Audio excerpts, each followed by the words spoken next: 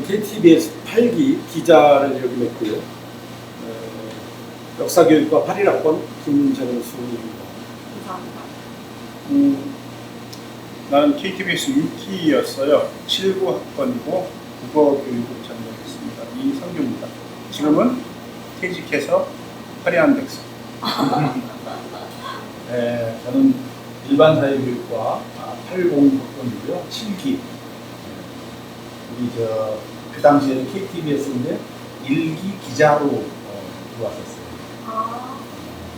지금은 퇴직하고 8월 15일에 참가하는 교육 언론사의 일을 하고 있습니다. 장경덕입니다.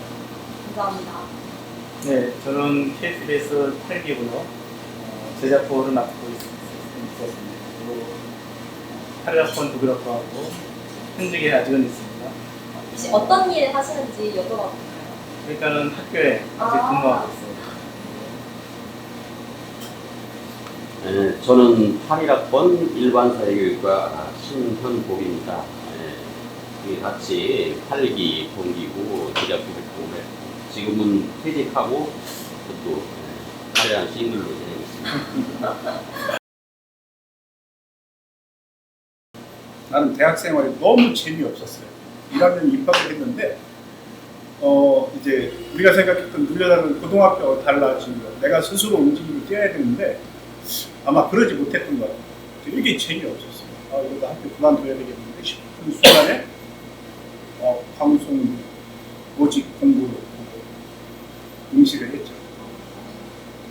그때 되게 깐깐했어요. 장문부터 시작을 해서 실기평가까지 내가 아나운서 지망을 했으니까 과정을 거쳐서 아마 나 대학 생활 4년을 잡아준 게 방송국 생활이 아니었을까. 그래서 국어교육과였는데 우리 동기나 우리 교수님이 뭐라고 말씀을 하셨냐면 방송과 국어반. 아마 거의 대학 생활이 전부였다고 말을 해도 과언이 아니라 되게 의미 있는 시간이었습니다. 혹시 다른 분들은 어떠셨는지? 나는 우습게 들어갔는데 사실은 신문사 기자를 생각하고 있었어요. 그랬는데 신문사보다 방송국이 먼저 수습 부분을 모집을 한 거예요. 신입생을. 그런데 기자를 지망을 했는데 나보고 아나운서를 해. 그래서 안 한다. 나 그냥 신문사를 가려고 생각을 했는데 기자하고 아나운서를 같이 이렇게 할 수 있게 그러니까 선배님 한 분이 저를 막 꼬셨어요. 그리고 그 다음에 신문사에 합격을 한다는 보장도 없잖아요. 네. 그래서 쉽게 생각하고 사실은 그때 들어갔어요. 근데 우리 선배님 말씀하신 것처럼 그 당시 우리는 공수사대 입학하는 것보다 방송국 들어가는 게 더 어렵다고 했어요. 오. 굉장히 어렵게 경쟁률이 치열했어요. 그렇게 들어갔었어요.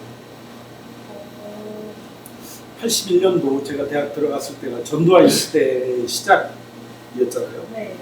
그래서 이제 대학에 들어온 학생들 중에는 많은 학생들이 그런 문제의식, 시대의 아픔에 대해서 어떻게 저항할 것인가 배웠고 학생운동에 몰입하는 학생도 많았고 또 이런 학내 언론 활동을 통해서 활동하는 사람들도 있었고 뭐 그런 것들이 저 같은 경우는 이제 역사교육과를 선택하고 또 방송국에서 기자를 하게 된 이유 중에 하나가 그런 시대적 상황과 밀접한 관련이 있다고 생각하고 어쨌든 전두환의 영향이 컸죠. 저 같은 경우는 제가 이제 음악을 굉장히 좋아했어요. 네. 다양한 음악 다 좋아했고 팝송도 좋아했지만 대학교 가면은 방송국에 들어가겠다고 작정하라고 이제 입학을 했으니까 그 계기가 중학교 1학년 때 이제 학교에서 시험을 본 거예요. 보통 시험이 끝나면은 일찍 끝나잖아요. 그래서 이제 일찍 집에를 오는데 제 사는 집 옆에 이제 대학교가 하나 있었어요. 근데 그 학교에서 그 합성이 나오는데 내 상식, 그때 당시에 그 생각으로는 학교에서 음악이 나온다는 게 그렇게 아주 신기하고 학교에서 이렇게 음악이 나올 수 있구나. 그때 나온 음악이 지금도 기억나는데 그 스피터 데이비스의 이제 디엔 오브 더 월드 나오는데 그때 그 생각 그 기억 때문에 대학교 가면은 나도 방송국에 가겠다. 그래서 그때 그 대학교 방송국도 한번 가보고 입학하자마자 이제 방송국에 와서 지원을 했는데 여기 선배님이 이제 뽑으셨죠. 2년 선배님이시고 정말요? 2년 선배로 계셨고 예, 방송국에 딱 갔는데 계시던 분들이 너무 멋있어 보이는 거예요. 너무 멋있어 보이고 좀 전에 선배님도 말씀하셨지만은 굉장히 까다로운 테스트 과정을 통해서 이제 뽑았는데 그 뭐 면접도 하고 시험도 하고 보고 나서 몇 번을 방송을 했던 거예요. 됐는지 안 됐는지 알고 싶어가지고 이제 미안할 정도로 어디 가서도 이렇게 물어보기도 했었는데 뭐 그때는 알려주지 않으셨고 나중에 학교 겠다는 말 듣고 굉장히 대학교 입학 학교 했던 것보다도 더 깊었던 그런 기억이 있습니다. PD를 했던 것도 음악을 내가 좋아하는 음악을 다른 학생들하고 같이 들어봤으면 하는 그런 마음으로 PD에 지원을 했었고 친구들이 학교에 가면은 이제 출근하냐라고 말할 정도로 과보다는 그 방송국으로 있는 그런 생활을 지금은 아주 꿈만 같은 시절이었죠. 좋은 기억으로 남아있습니다.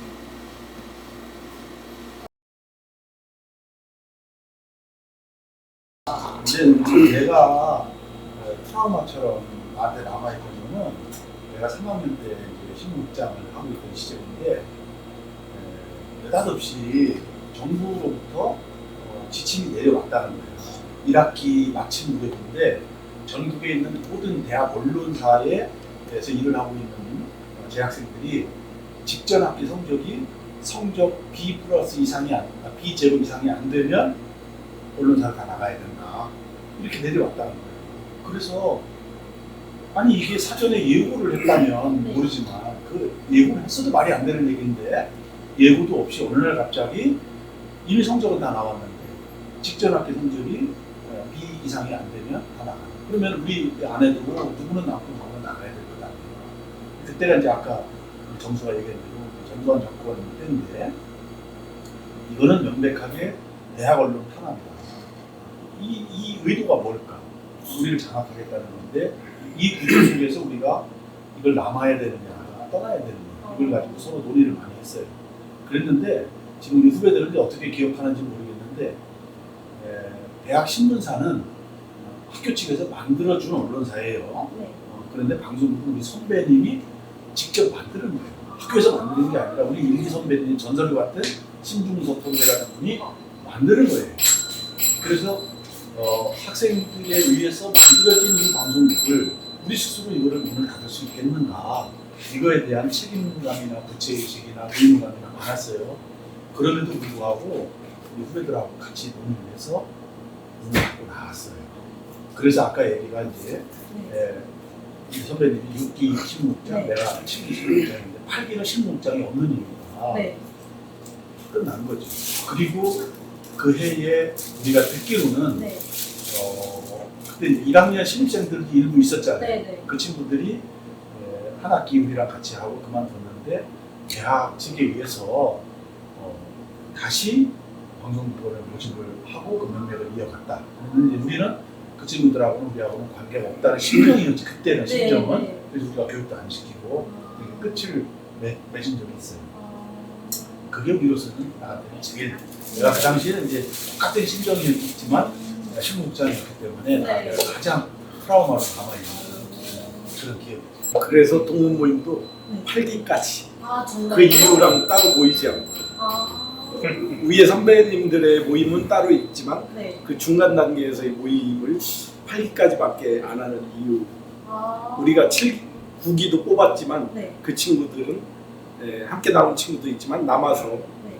그들의 체제에 순응하면서 아. 이렇게 이 맥맥을 이어간 거에 대한 우리들의 감정이랄까 뭐 네. 이런 것들이 곁들여지면서 동문회도 따로 할 수밖에 없는 그런 시대적 상황이 반영된 거죠.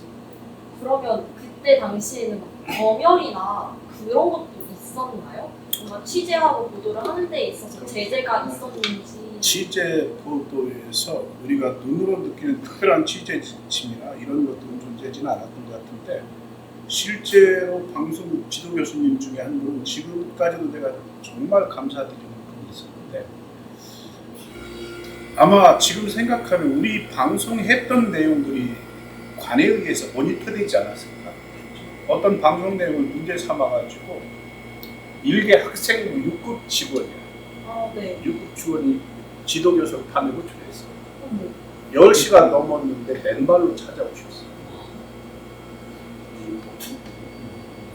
뭐 그 이후로는 큐시트 검열. 근데 우린 절대로 이거 못 바꿉니다. 요즘은 학생 처장이겠지. 네. 아주 유명한 학생 과장 앞에 불려가서 야단도 맞아봤고.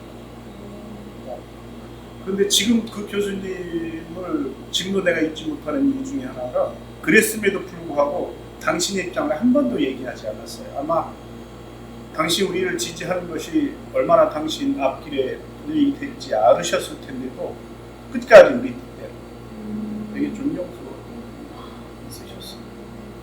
그 우리 프로그램 중에 네. 월요일 낮에 5분짜리 KTBS 칼럼이 있었어요. 실목장이 이제 직접 써가지고 육성으로 자기가 하는 거예요. 말하자면 신문으로 말하는 사설 같은 네. 그런 코너가 있었는데 내가 이제 그때 4.19를 기념해서 신동엽의 껍데기를 갈아서 방송하면서 4.19에 대해서 얘기했어요. 나 바로 불려갔어요. 아까 그 얘기한 학생들 불려가고 징계하겠다는 그 위협 네. 그런 일이 있었어요. 그러니까 우리가 하는 것들이 전부 다 모니터링 되고 뭐 직접적인 이건 되고 이건 안 되고 이것까지는 아니었지만 네. 모니터링 당국에 계속 감시는 있었다. 지금도 이해 못하는 게 아마 그때 학생부 직원 중에 하나는 정크의 끈앞을 프락치 정도 됐지. 네. 그래서 그때는 그 일개 6급 직원이었는데 이분이 교수들을 호출하는 거 예사했어요. 아니 진짜 놀라운 게 밤 10시 그때만 해도 통금이 있을 거야. 네. 밤 10시가 넘었는데 교수님이 그냥 맨발로 학교로 찾아오시는 거예요. 그랬음에도 불구하고 끝까지 우리를 지지해 주셨다. 그런 교수님들이 있었어요. 그때가 81년, 82년 그때 시기였죠. 그때는 상상이 안 되겠지만 지금은 그 정보가 형사가 학교에 상주할 때니까 학교에 상주하고 있고 대학교 일하는 때는 잘 몰랐지만은 한 번은 그 학내에 이발소를 갔는데 거기 남자가 하나 앉아 있더라고. 그래서 거기 이발소 직원인 줄 알고 머리 깎으라는데요. 그러니까는 아주 퉁명스럽게 그걸 왜 나한테 말해 하고 이렇게 만들었어요. 그때는 저는 왜 그러나 싶었는데 그게 바로 그 상주하던 형사였던 거예요. 근데 내 기억에 방송국이 지금도 방송 위치가 거기 있나요? 3층? 학생회관. 학생회관 네. 학생회관. 신학생회관. 네, 새로 지은 학생회관. 옮겼지. 그렇구나. LP도 나온 그런 분위기 같은 거. 예. 다 옮겨놓고 올해 겨울까지만 해도 있었거든요. 네, 거기에 있다가 지금 계시는 행정실 선생님께서 관리도 못하고 이게 그냥 이렇게 썩히는 게 아깝다고 오히려 박물관으로 넘기면 좀 더 의미 있게 좀 뭔가 자료로 활용을 하거나 할 수 있지 않을까.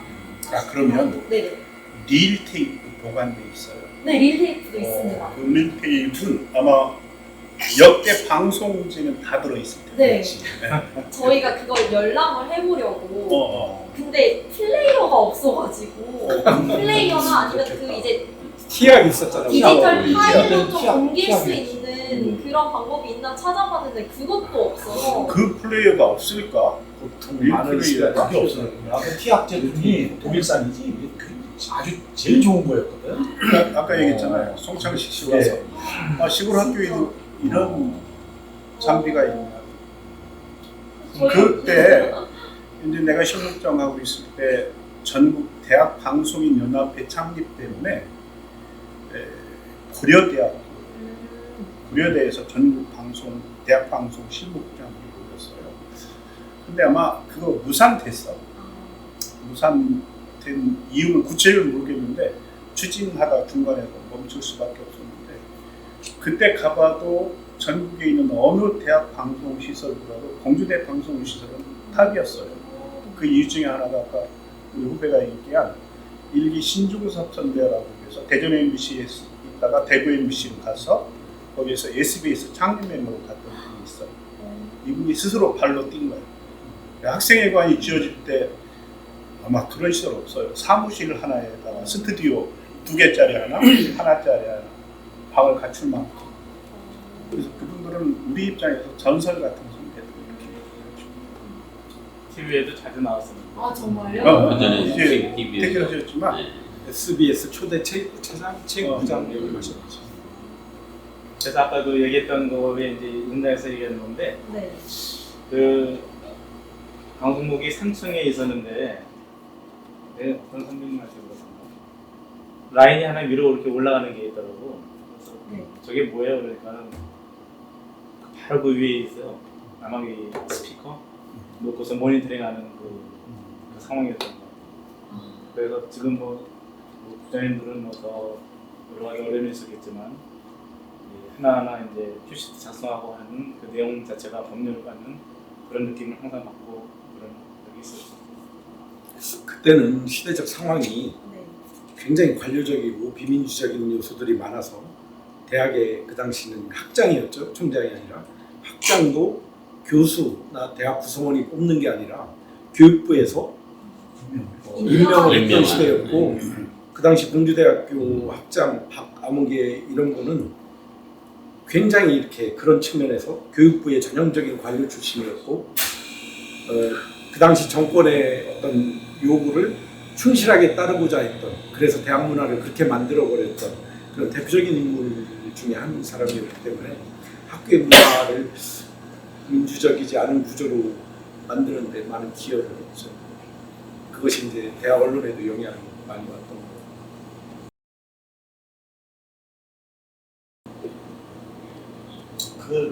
나는 이제 그 문 닫고 나갈 때에 내가 신국장이었는데 내 마음은 좀 강했는데 나는 아마 우리 후배들은 또 어떤 마음이었는지 몰라요. 근데 그때 이제 2학년들이 중추적인 역할을 할 때니까 중부가 한번 얘기를 한 거예요. 그 심정이 어떤지. 뭐 아까 처음에 얘기했듯이 방송국은 내가 입학하면서부터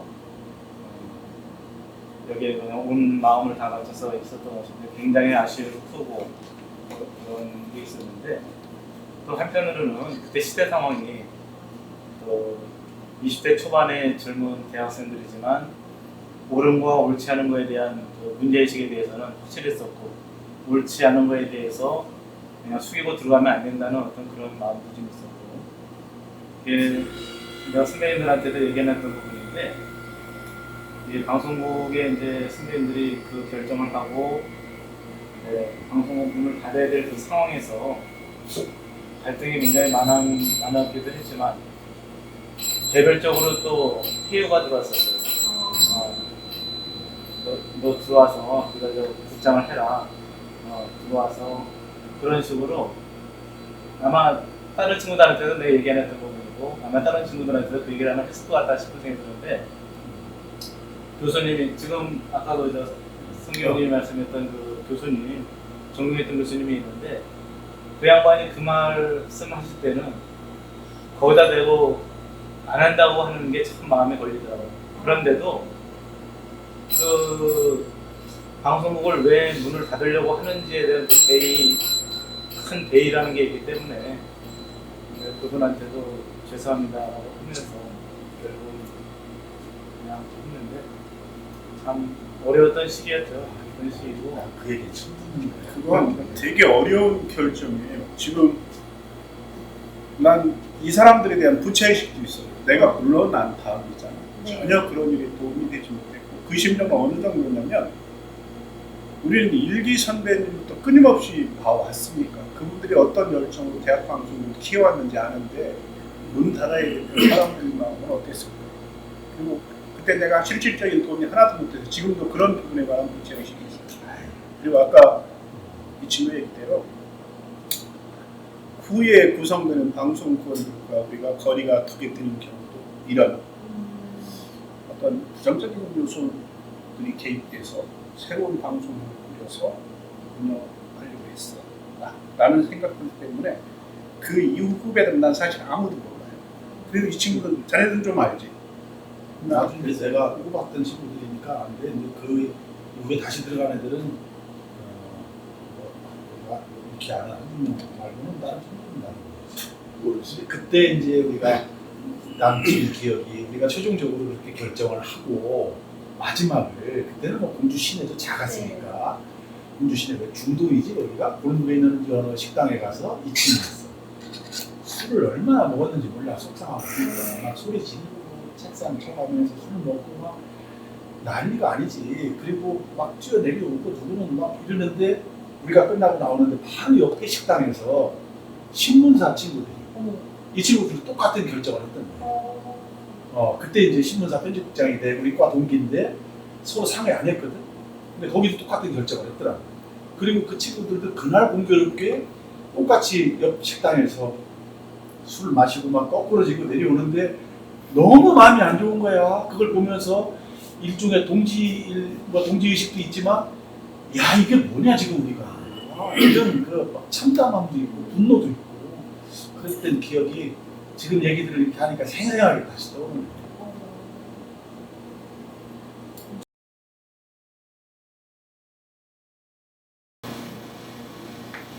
내가 먼저 나는 요즘에 어른들이 요즘 젊은이들이 의식이 없다, 사회에 대한 책임 의식도 없고 이런 얘기들을 좀 종종 하는데 나는 제일 먼저 요즘 젊은 친구들한테 미안해요. 우리 시대가 눈물이 나요. 아버지 세대보다 못 사는 첫 번째 세대들이 자녀들이라는 거야. 쉽게 말해 금수저로 태어나지 않는 한 내가 아무리 발버둥 쳐도 이 사회 어느 층은 극복하지 못하는 세대. 그런 사람들이 우리가 주제 넘는 얘기를 하는 것 자체가 되게 어려울 수 있겠지. 근데 내 입장에서는 이건 내가 못했던 아쉬움들인데 학생 때 먹고 살기 되게 바쁘잖아요. 의미 있는 독서활동 계획을 좀 가졌습니다. 특히 인문사회, 사회에 대한 관심, 특히 인간에 대한 관심. 요즘 뭐 이미 학교 다닐 때 배운 세계 시민교육의 핵심이 인간 안보잖아요. 그런 인문사회학 도서를 틈틈이 읽는 아마 내 생각은 이게 취업 준비를 오히려 발판이 될 수 있는 중요한 활동이지 않을까. 이건 내가 해서가 아니라 못해서 내가 나이 먹어가면서 책을 읽어가면서 느끼는 그런 안타까움. 이거 내가 왜 저녁 때 이게 지금도 퇴직하고 또 어디에서 강의해달라 해도 안 가요. 그런데 어느 모임을 가냐면 여기 이 지역에 독서 모임이 생겼는데 자기들끼리 활동하다 보니까 잘 안 된대. 좀 도와주실래요? 가지요. 되게 수당이 적은데요? 그건 내가 내면서 할 수 있으니까 그런 아쉬움을 좀 그렇게 풀어가요. 근데 아마 자네들 같은 세대들이 이 나이부터 그런 체계적인 독서 활동을 한다면 의미 있는 사람 되지 않을까? 그러니까 지나가는 얘기 내가 해서 그랬는데 나는 참 우리 젊은 친구들한테 한 세대 윗세대로서 참 미안하다는 그런 생각이 좀 많이 드는데 그럼에도 불구하고 요즘 친구들이 저항정신을 가져라 사실 난 그런 말을 하고 싶진 않아요. 다만 절망하지는 말자. 그리고 이 세상에 무엇보다도 가장 소중한 존재는 나니까 나를 사랑하는 그런 사람이 됐으면 좋겠고 한 발 조금 더 나간다면 나만 소중한 게 아니라 이 세상 모든 사람들을 다 자기가 소중한 사람들이니까 그걸 존중하는 그런 마음만 좀 가졌으면 좋겠다. 하여튼 절망하지 말았으면 좋겠다.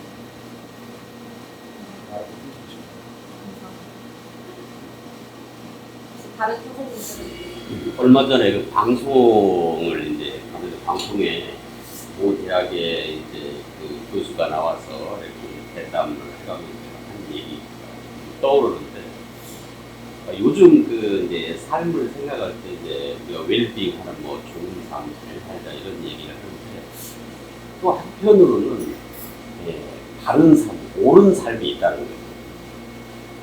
근데 내가 살아오는 과거 길을 생각해 보면은 그래도 그 오름에 대한 그 고민들을 많이 우리 세대들은 좀 했던 것 같은, 어찌 보면 뭐 좀 표시를 하고 살았던 그런 세대가 아닌가 이런 생각을 좀 들어보는데, 그렇지만 그 당시에 옳은 삶과 좋은 삶이 크게 유리되지 않고 그랬던 것 같은데 요즘은 이제 그 간극이 너무 크다는 거죠. 그래서 절망을 많이 한다, 뭐 그런 이야기를. 그런데 이제 그분이 이렇게 이야기를 할 때 그게 나한테 이렇게 닥쳐왔는데 그걸 내가 감내하는 것이 어른이 되는 거라고 얘기해요. 그러니까 그런 누구에게나 다 사정은 있지만 어쨌든 나에게 닥친 어려움을 피해가지 말고 포기하지 말고 감내하는, 견뎌내는 것이 어른이 된다. 요즘 젊은 세대들이 그러한 생각을 좀 가졌으면 좋겠다라고 저는 공감을 해서 더불어 이렇게 말씀을 드립니다.